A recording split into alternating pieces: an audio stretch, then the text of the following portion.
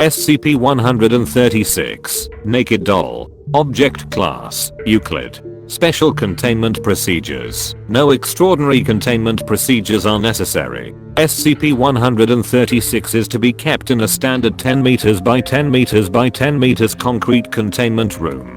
SCP-136-1 is to be kept in a locked transparent plastic case, measuring 0.5 meters by 0.5 meters by 0.5 meters, placed on a table in the center of the room.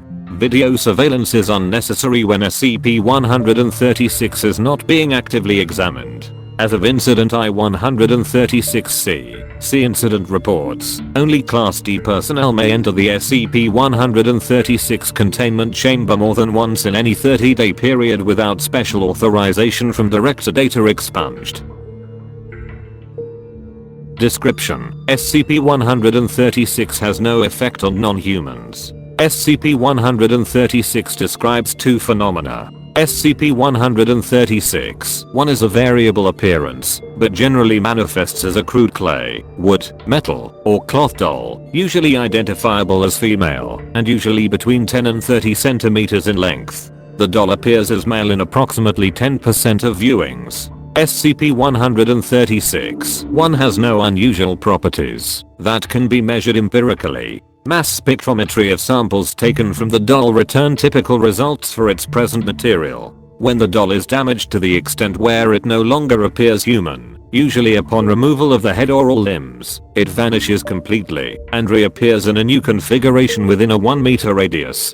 Testing of complete vaporization pending. SCP-136-2 manifests only when SCP-136-1 is viewed for approximately 20 minutes, though like SCP-136-1, it has a somewhat variable form. The first indication of SCP-136-2's presence is a sound of laughter of a gender corresponding to the appearance of SCP-136-1. Personnel who hear the laughter report it as sounding creepy or scary.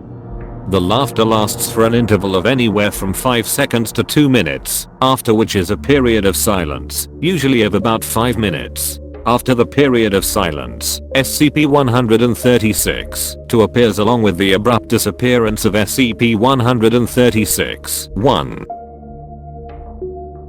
SCP-136-2 is an incorporeal nude or partially nude figure corresponding to the gender of SCP-136-1. SCP-136-2, ranging in size from 1.9 to 2.1 meters, is always posed in a provocative manner and moves through the air at a slow walking pace, 0.2 meters per second, towards the subject or subjects. If more than one subject is present, each will see the formers moving towards him or herself. As it approaches, the volume of the laughter increases. By the time SCP-136-2 is within 1 to 2 meters, the subject invariably has gone rigid in fear, collapsed, or backed up until he or she hits a wall. SCP-136-2 usually remains stiff until it is within approximately 5 centimeters of the subject, whereupon it will scream once before vanishing.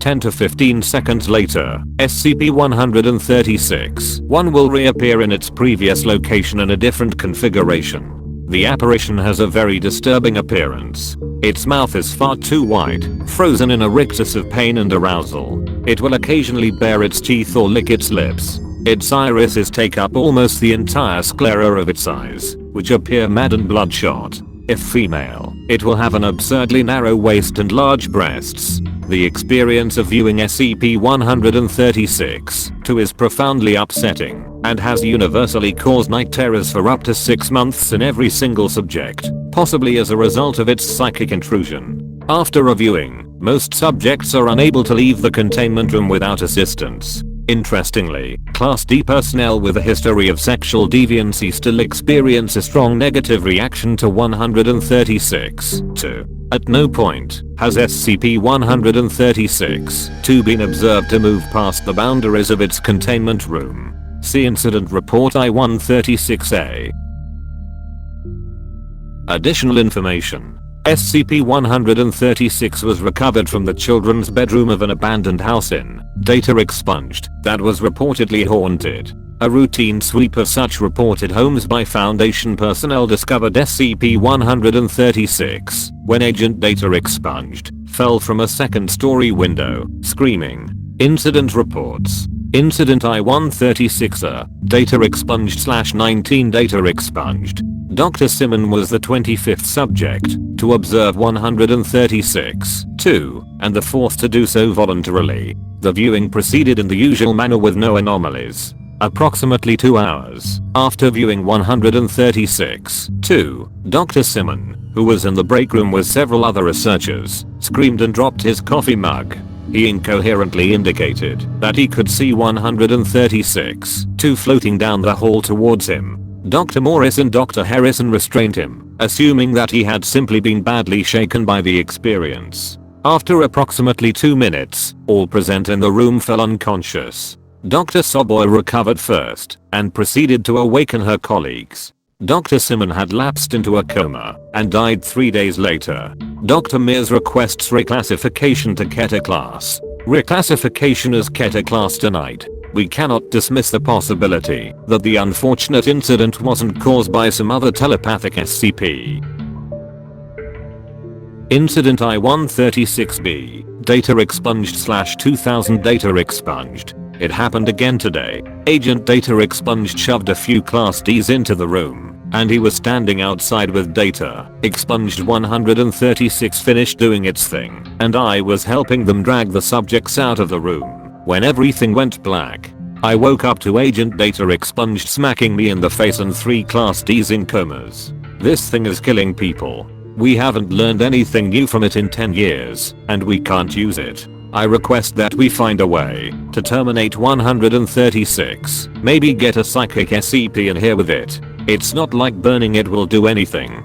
Dr. Mears. Request for termination denied. 136 is proving valuable for enhanced interrogation. Incident I-136C. Data expunged /2000 Data expunged. This is out of control now. You all saw what happened. Hell, everyone in 1,000 yards will never forget. Data expunged, and the Class D in the room is gone and nobody knows how. At the very least, we need to do some more rigorous screening of the Ds before sending them in. We would have found out that he was data expunged ahead of time. Thank God we've figured out what set it off, though. Request reclassification to Keter and permission for attempted termination of 136. Dr. Mears. Request denied. Dr. Mears is to be removed from administration of SCP-136. Disposition of 136 is to be given directly to Overseer Data expunged and Dr. Data expunged for exclusive use in enhanced interrogation. End of file.